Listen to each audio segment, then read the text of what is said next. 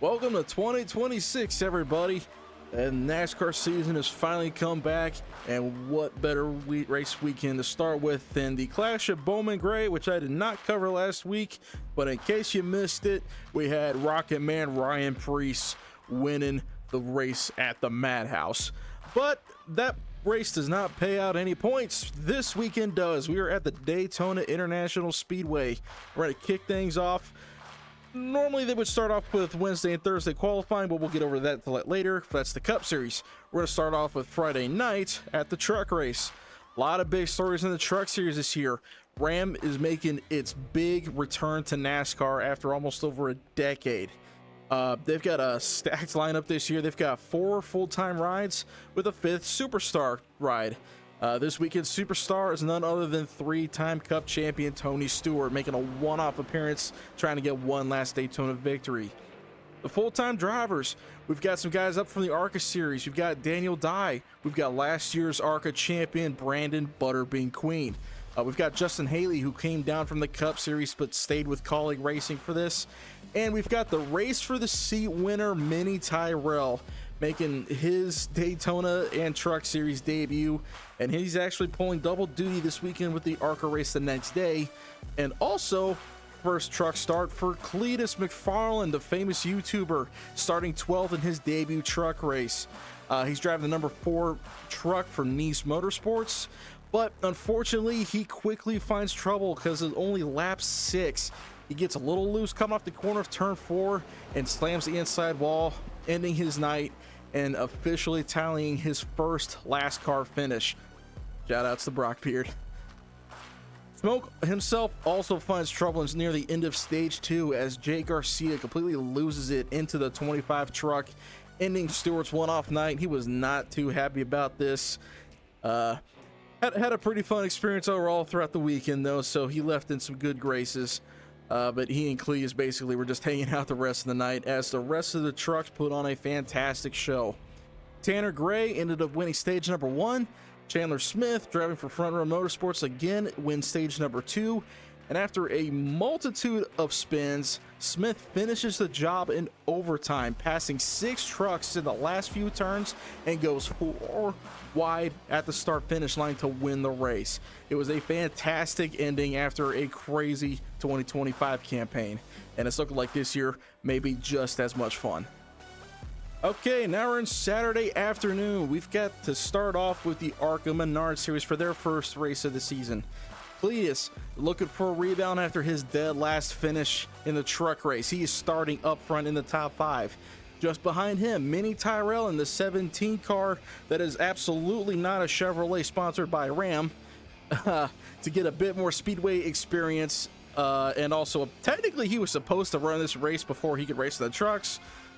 They did a little bit of a, we'll give this to you now. But he's going to be doing some ARCA racing this year. And he learns the hard way that aggressive blocking is easier said than done, as he completely washes it out on lap number 5, and it's to the back of the field with him for a very long afternoon. And it is a similar story for the rest of the day. The attrition of Daytona takes its toll on some of the backmarker teams throughout the entire race, resulting in quite a few single car incidents. Blown tires here, some motors going out there, and these guys, this is a bare bones racing series, and it usually shows by some of these teams who are not quite funded with JGR money, for example. But it's usually a fairly ho-hum affair until about with 2 laps to go on the restart. Gio Ruggiero in the number 18 dumps the teammates of Jake Finch and Gus Dean, and he holds on to win the 1-lap shootout afterwards. Yet nothing like wrecking the leaders who dominate the entire day at Daytona just to steal them in the final moments. That's typical Daytona, and that is also typical ARCA. Personally, not incredibly impressed, but a win's a win's a win.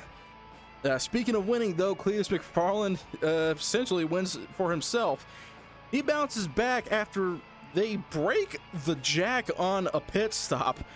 They're jacking up the left side of the car, and the jack just breaks apart, and they have to get another one. He loses a lap and has to spend the entire race trying to earn it back, but earn it back he does, and ends up finishing at 11th place on the lead lap for the first time ever on a super speedway. He will be back later this season for some more ARCA action, and we're hoping another shot at the Truck Series, but he's probably have to earn the good graces of Nice Motorsports back. But good job for Cleus. Okay, Saturday night, the O'Reilly Series. We got a brand new title sponsor this year. Xfinity is gone. The O'Reilly Auto Parts Series. That is a mouthful. Anyway, the RCR dominators of the super speedways are back again, to the terror of absolutely everybody. We've got Austin Hill and last year's champion Jesse Love starting up on the front row. But there is immediately a wreck on the off involving Anthony Alfredo. Now, a little bit of a story here, because now we're going to go back to the dual races and the qualifying. So, Anthony Alfredo in this 4-car. This was not the car he was actually originally slotted to race tonight. So, back on Thursday in the dual races, Anthony races his way into the Daytona 500. It was a feel-good story. A backmarker team with Beard Motorsports finally getting back into the big show, but in post-race tech inspection, some part on their car was loose that should have been tightened, but it was enough to disqualify Fast Pasta and knocking him out of the big race. Then on Friday, he is in a different car trying to qualify for the O'Reilly Series race, doesn't make it on speed. But in the 11th hour, he gets a deal going to drive this 4-car for a team that did make a show, and he's immediately wrecking before he even gets to the start-finish line to start the race. This has just been the most awful week for Fast Pasta, and man, you gotta feel bad for the underdog sometimes when life just keeps spitting in their face. But again, that's NASCAR and that's Daytona sometimes. Poor Alfredo. But up front, the rest of the stage sees some really hard green flag racing until a pileup on the very last lap gives the stage win to Austin Hill. Stage number 2 is just as exciting to watch as the JRM cars are grouping together and doing their best to beat Hill, but the 21 is just too strong, and he wins stage number 2 as well. The big one, the wreck they all fear, finally strikes with 30 laps to go, including a massive hit between Sam Mayer in the 41 and Natalie Decker in the 35. Ooh. Yeah, so the hood was blocking Mayer's view, and honestly, I don't even think he has full control of his car at this point. And he just drifts up the track completely blind, and here comes Natalie running on the outside, full head of steam. Why she didn't slow down is anybody's guess, but that ended her night immediately as well. She was a mile behind this wreck too. Don't know what to say about that one. Maybe don't put a Instagram model on in your stock car. I don't know. Anyway, that's a discussion for another day. Under the caution, Austin Hill gambles with new tires, and he starts in the middle of the pack with 25 laps to go, but he quickly finds his teammate Jesse Love, and they work their way back up to the front, and he into the lead right as the second big one unfurls, collecting even more cars than the first one. Fortunately, cleanup doesn't last as long, and Austin Hill makes hay on the restart, taking the lead before yet another yellow comes out with 5 to go. Now we're starting to the cautious part of Daytona. It's now a 2-lap sprint to the finish, and Austin Hill gets a big shove into the lead and does not look back. Some of the cars put up a mighty charge in the last few corners, but Austin Hill is just too good, and he completely sweeps the night at Daytona. 4th win at the track. It's going to be a rough time in the Cup Series when this guy gets a full-time ride. Don't know when that's going to happen. A lot of the Cup drivers are hoping that never happens. But Austin Hill once again proves his super speedway dominance, and he's looking to follow that up next week when they go to yet another super speedway. But we'll get to that one later. Sunday. It is finally time for the Daytona 500. We've got Kyle Busch on the pole after setting a blistering pace Wednesday night. And up on the flag stand, we've got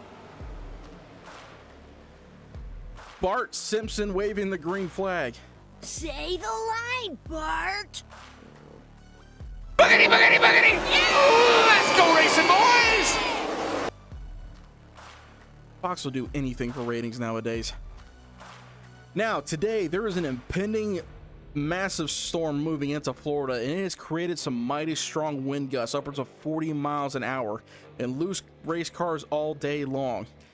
Fuel conservation is once again the name of the game, though, at Daytona, as everyone tries to push their fuel to the limit to set up the finish later on. After a couple incidents at the beginning part of stage 1 involving BJ McLeod, Zane Smith is the one who survives the attrition and ends up winning stage 1 after saving his fuel correctly.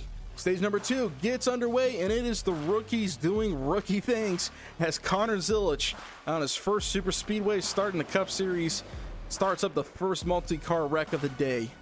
But fortunately, after this little hiccup, fuel is no longer an issue for the rest of the stage, as everyone is now on the attack for those 10 extra points, and it is a mad battle up front. Justin Allgaier, driving the number 40 car for Junior Motorsports in another one-off race. He is up front leading the race, but he attacks just a little too hard, trying to block Denny Hamlin in the lead and kicks off the first big one of the race. This cleanup takes long enough that it hands the stage win to Bubba Wallace under yellow. Yeah, Justin took full responsibility for this wreck after the fact, and it was definitely a bad block on his part. Hamlin was already there in the spot. Justin pinched him into the wall, and it was an absolute mess. Stage 3, this is the moment everybody was fearing. It is the dreaded 3-wide freight train with the 3 Toyotas up front running near half throttle to stretch the fuel for as far as possible. How this car manages to do this, I still do not know. Those 3 leaders up front are about 55 to 60% throttle, and they're still hitting 180 miles an hour. So they're still making some really good time, but holy ho. It's just a freight train, 40 laps of this. Going by after by after by after by after by. No passing is happening. Nobody's making any moves. And basically, they're just getting blocked from trying to make any moves later on in the stage. But finally, with 20 laps to go, after 50 laps of this, green flag pit stops finally start beginning. And this is actually where things do get interesting. Very few cars peel off each and every lap, only about 4 or 5 to get their tires and fuel. What's the problem with this? Well, now all of a sudden, you don't have enough cars staying close enough together to create a draft. So over the course of the next 5 to 10 laps, you've got the entire field that's almost spread out across the entire racetrack. You don't know who's going to be up front, who's got together, who's going to be fast, and it's anyone's guess who's going to win this race at this point. By the time we do hit 10 laps to go, all of the small groups have started to get their stuff together and started catching each other and have created the massive pack once again. However, we've got a small little towel to throw in here. Michael McDowell in the 71 car has stayed out this whole time and is still leading this pack by over half a lap, trying to save fuel and hoping for a caution to stay up front and make a shot at the win. And once you know it, there's a caution that comes out with just 8 laps to go. Now, how much fuel has Michael McDowell saved? According to his crew, he's got over 3 laps to the good. He can handle an overtime if need be. But we have not hit the 500-mile mark yet. And he is now in the catbird seat for a 4-lap shootout.